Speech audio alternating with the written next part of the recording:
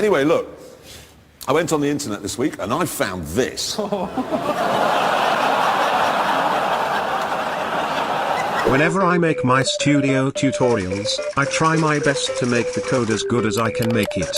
After all, I want you guys to understand it and learn something new.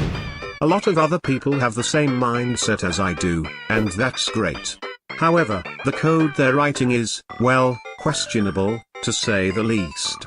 So today I gathered a few scripts from these YouTube tutorials. I'll be improving them and explaining how they could be coded better. Let's begin.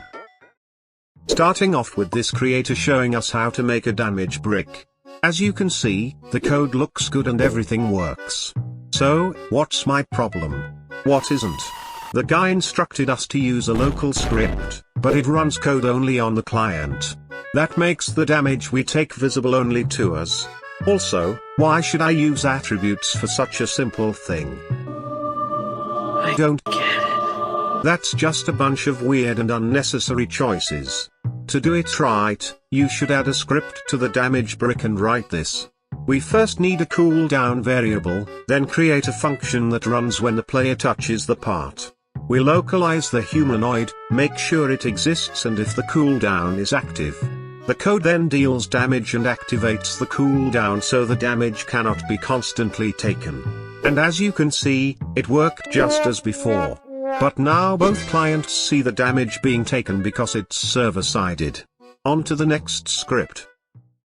Next up is this channel showing us how to make an emote GUI.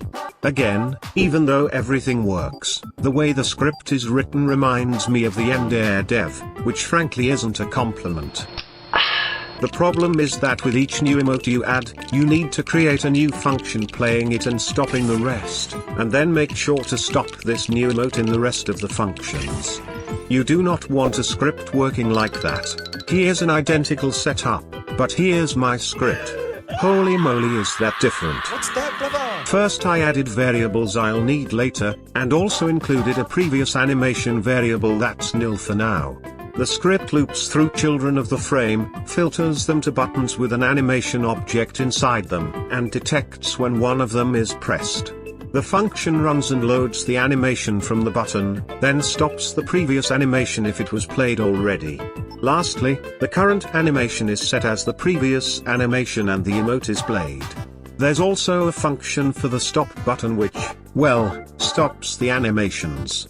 Now, if you'd want to add more emotes, you don't need to touch the script whatsoever. Fixed. On to the next one. Lastly, I found this guy's tutorial for sprinting while pressing shift. Yet again, everything works, but the script is a total mess. It's really difficult to read and the creator didn't bother to explain what we're looking at. It's also way too long and unnecessarily complicated for such a simple thing. A certain someone would be proud of all these if statements. His script has 48 lines of code, and I managed to turn it into just 18. So, first there are all the necessary variables, such as humanoid, camera and services. First function runs when any input from the player is detected, but the script only continues if it's the shift key. It also makes sure the player is not typing in chat. After that, it changes the player's speed and plays the camera zoom animation. The second function is essentially the exact same thing that runs after the player stops holding shift, but it brings everything back to default configuration. And would you guess, it works just as before, but we got rid of 30 lines of code. But after all, it's okay to make mistakes. Humans aren't perfect and it's just a part of human nature.